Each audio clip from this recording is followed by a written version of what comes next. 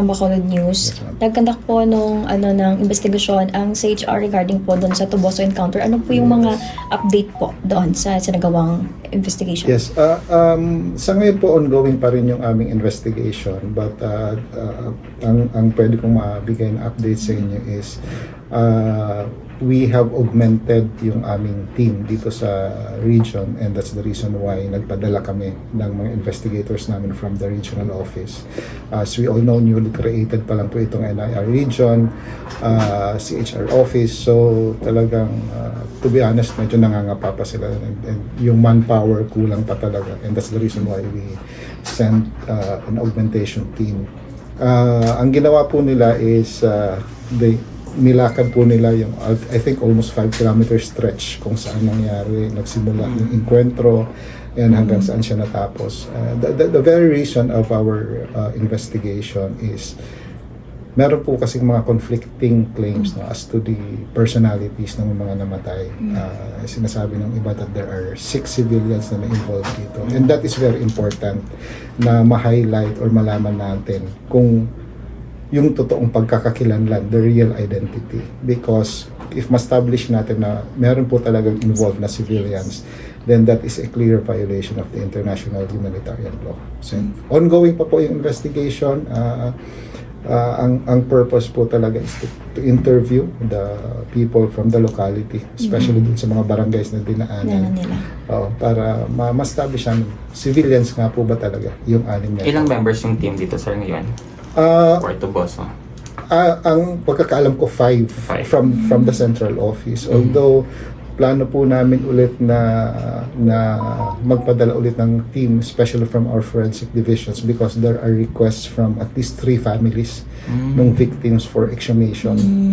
We're still awaiting for the clearance from the Tuboso Health Office kung papayagan to. But there are requests for 3 families. 3 families po, yes. May balita po na yung isa po doon sa mga victims o sa napatay po ay ibang katawan po yung nagpadala. Ano po yung update doon? Yes, it was, kumbaga nalaman rin lang namin yung information na ito during the press conference held in UP by Dr. Fortun. Kasi nagsagawa siya ng autopsy doon sa ibang bodies, and yun nga po yung na maling body yung napadala. And that also raises concern so far as the CSR is concerned, dahil nga po parang hindi nagkaroon ng proper handling dun sa mga evidence. Imagine, maling body yung ibibigay mo sa pamilya. Masyado ng masakit or traumatic yung nangyari, and then ganun pa yung mangyayari. So hindi pa rin po napadala yung yung katawan? Yung totoong hindi pa rin po. As of ngayon po, wala pa kaming update kung naipadala. So you're waiting for the clearance, sir, from the Tuboso Health Office for the exhumation? Yes. So far, 3 out of 19. 3 out of 19. Kasi yung iba, I think, 3 bodies have already been cremated. Tapos yung mga taga-Tuboso, at least the 2 minors, I think, nailibing na rin. I have the names, kaya lang hindi ko... Yung tatlo, yung claim to be civilian, yung kiniklaim nilang civilian, or... I'm not really sure of the identities, but no, the names of the 3 individuals or the families na nagre-request ng exhumation are Errol Wendell, Jorosa Karamihan, and Labsky Enustacion. Yung families po nila ang nagre-request ng tatlo yun? Yes. Pero yung tatlo lang isa? Tatlo yung nasa. Yes.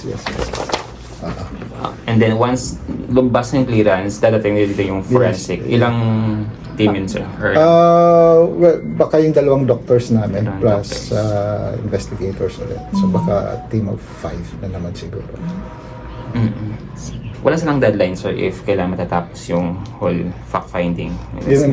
Well, ang directive ng Commission and Bank is dapat as soon as possible, dahil doon sa impact nitong pangyayari nito. Tas hindi lang siya naging national concern, kundi even the international community is looking at this incident. So ang namin is ASAP, and that is why we are calling on all concerned agencies of the government na sana mag-cooperate sa amin.